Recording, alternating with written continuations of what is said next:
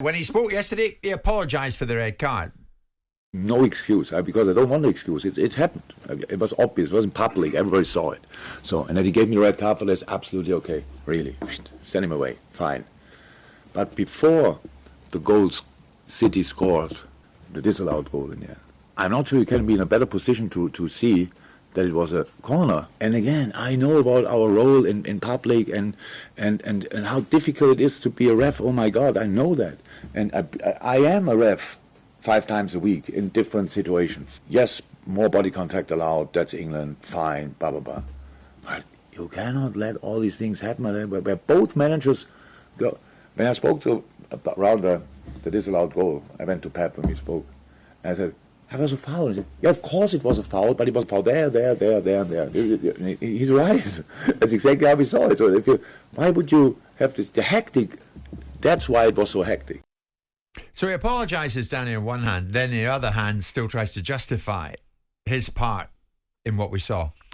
I don't think he was just trying to justify the worst part of what he did, which is what he got sent off for, because he apologised for it, and rightly so, because it was over the line. It was too strong an action. He shouldn't be leaving the. He's explaining why he got so annoyed, isn't he? He's explaining what annoyed him. I think the argument about this foul, where the referee allows play to be, flowing and continuous because of the high bar that they call it, is great. I enjoy it. I think it's a really good thing. If you're going to allow that, there are times where you're going to get it wrong and have to bring it back. But that's the lesser of the two evils. We have to have that. It's preposterous to go back to the other way, where the ref is blowing the whistle every time, because you wouldn't get the entertainment and the robust football that we saw at the weekend. I think, personally, that it would have been refreshing because Liverpool have won the game anyway. I mean, it's easy for Klopp to be calmer about it, but even for Pep just to say, it was a foul. It's right. The game was good. But managers don't. They don't want to say the obvious. It was a foul. Now, it's not a difficult one, but he let it go because he's trying to let the game flow. Let's give him some back in that. Why is this? This is about respect, isn't it? Which bit? This is about managers abusing officials. And this is about a respect, or more importantly, a lack of respect. Former referee Peter Walton believes managers who abuse officials should get a touchline ban of 3 matches, the same number a player gets for serious foul play. Fair enough. He says if the manager repeats the offence, then the ban should be for longer. Yep. Ideally double it. Yep.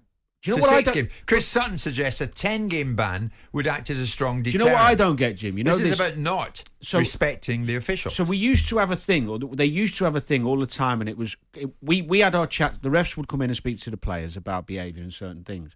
But the fourth official, whoever it was, would always speak to the staff, especially when you see it when you're on the bench, and come and say, look, do not believe in this, the technical area.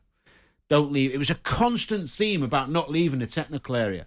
I don't know where we've lost that, because Phil Thompson, who's a passionate guy, I'm sure you know him, of course, he used to get a bit carried away, a bit Klopp-esque, a bit Guardiola-esque, and Julio used to rein him in. But the fourth official was so stringent on them not leaving the box. Now, make it simple for yourselves. Be as passionate and as verbal as you like, but you stay in the box. If you come out of the box... But why? They can still abuse them if they stay in the box. It's different. That wouldn't stop it. There's a different... We're now talking about a complete lack of respect for the officials. Verbal abuse should be punished with yellow and red cards, right, like anyone else. But why don't we have zero tolerance, Simon? I mean, surely... Well, why not? Is that impossible to reach in Premier League football on a powder keg match like this? Well, then they sent him off, haven't they? So in the punishment will be there, won't it? The punishment will be meted out. I do think there's an adaptation. But it should have happened in the first place. No, of course it shouldn't. There should be everything's about balance and context, but there's no context for Jurgen Klopp to be running up the touchline, screaming in the ear of the linesman. We all know what he was screaming about. We all know that in principle he was right in terms of what he'd seen. But there has to be a better culture of how referees are handled and a greater respect for the job that they do. And I sit from the camp of being critical of referees and looking at the standards that they deploy and saying they need to be better. But when you look at the pyramid of refereeing from a job that people want to do to the argument more footballers should be involved in it, which was what Graham was advancing on Monday, Graham Souness, that they need to have more footballers in Stockley Park that have actually kicked a ball and can understand what happens in a challenge. You don't need to be a footballer to see that was a foul on Mohamed Salah. You just need to have some common sense, because the rest of the world saw it. I don't quite understand why VAR and the referees didn't decide that was particularly prevalent. But the point is this, is that the culture is fundamentally wrong in football towards officials.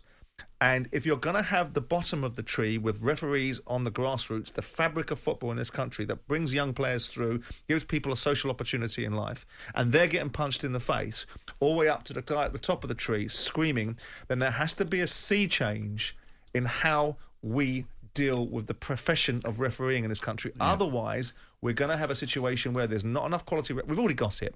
If you don't do very well at the Premier League, you get slung into the Championship. And the reward for the Championship and the League One, League Two clubs is for a referee that's not considered good enough to be in the Premier League, because we don't have an embarrassment of riches around referees in this country. Well, I think the conversation is going on. This perceived lack of respect for the referee. And are we getting closer to zero tolerance? Should we have zero tolerance? Is it unachievable? On manager responsibilities on the touchline, though, Danny, let's hear on this now from Eddie Howe, David Moyes and Frank Lampard. I can't say I'll never lose my emotions, because you don't know what the future holds. I certainly try not to. I'm very aware that I'm going to be looked at by millions and millions of people, especially children, and I think you have an expectation to make sure the game is upheld in the right way, with the right spirit. And I'm certainly aware of my behaviour and demeanour on the touchline. My players are looking at me, and what are they going to think of me if I'm not going to be able to help them in that moment if I'm not in control of my emotions. So these are things that I'm always aware of and thinking of. His actions are part of it. We're really het up. If you were in that position, you would probably feel the same. But we've all got great respect for referees, the work they have to do. I hope in their way they'll understand that 90 minutes or a bit longer, we sometimes can lose our head here or there a little bit. If you're trying to draw a line to someone on a Sunday league game or something, going up and physically attacking a referee, then that's just a personal responsibility of that person that's gone and done that, as it would be if they went and did it on the street. So I don't draw that line. I understand our responsibility, but I don't draw the line directly from the height, because I don't see it much. I see managers in very high pressure situations handle themselves really, really well for 99.9%, and that little bit as well, that little percent that sometimes comes out, I think if controlled. I remember when Tuchel and Conte had this earlier in the season. And afterwards, it was like, this is great. This is what the Premier League's all about: seeing passion and people show themselves. So, I think we can't have everything in one go. I think of the three there, Danny, Howe, Moyes, and Lampard, Eddie Howe gets it. Eddie Howe is an intelligent, articulate man who said exactly what I think a football manager should be, and what he is. I know fans love to see their manager passionate, and that's fine when you score a goal and you protect a player by jumping about a bit and having a shout on at the ref, as long as you're not abusing, you're fighting it. But Eddie Howe is right.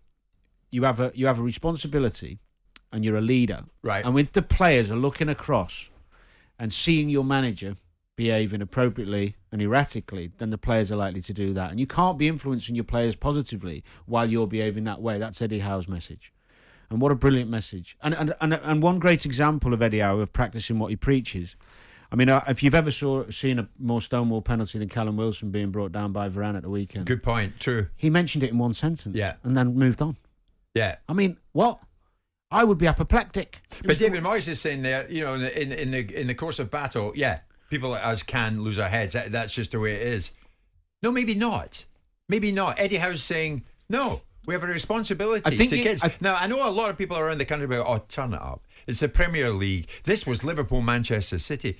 No, Simon.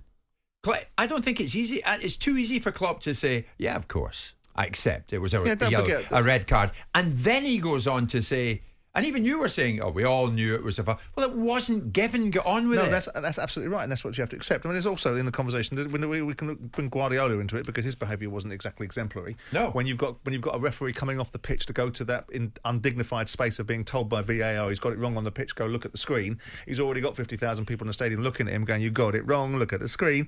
Then he's got the manager running down with him, screaming at him about what he should and shouldn't be doing with the VAR analysis he's about to go and look at. It's wrong. And managers don't like being interfered. If I'm an owner of a football club and I want to interfere with a manager, I'll be told, let me do my job. Let me make my mistakes. Let me get on with my profession. Don't go anywhere near me. Just pay me my wages and let me get on my job. How about you have a similar outlook, to some extent, to the referee? Because they're in control of the game, not you. They run the game, not you. So you have to accept that there are going to be times, like we have to accept when we employ you as a manager, that you're going to make mistakes, that on the field, the referee is going to make a mistake. Now, I don't want the game sanitised. I don't want it homogenised. I don't want emotion detracted. But that's an excuse. It's an excuse for poor behaviour. It's an excuse for a lack of leadership. Leaders lead, and leadership isn't about shouting and bellowing and jumping up and down like a demented Tasmanian devil. It's about leading players and leading your troops with the right standards, the right outlooks, and that doesn't mean headbutting players like Alan Pardew. It doesn't mean the histrionics on the side of the pitch. And by the way, it doesn't mean Eddie Howe's staff at Newcastle throwing stuff at Liverpool during the game when Newcastle played Liverpool earlier in the season. So we can all talk about how wonderful Eddie Howe was in that particular interview, but they're all at it at some particular time. And this culture of refereeing in this country, and I keep talking about it, it is not right. These guys, and some of them are bloody pains in the backside. David Ellery was someone I really disliked for his attitude. But the point is, they are treated with such disdain and contempt and no tacit acceptance that people make mistakes. And they seemingly are the only ones in football that are not allowed to make a mistake without everybody from the lowest of the low to the highest of the high piling in. And the managers should own this. And Chris Sutton's point is extreme, but if you want to change something and That's you want the the way to change culture, it. then you have to mean it. Yeah. You have to mean it. No, Yeah. I make him right in some ways. I do. Jim White and Simon Jordan. Monday to Friday mornings from 10 on AM, on DAB, via the talkSPORT app and on your smart speaker. talkSPORT.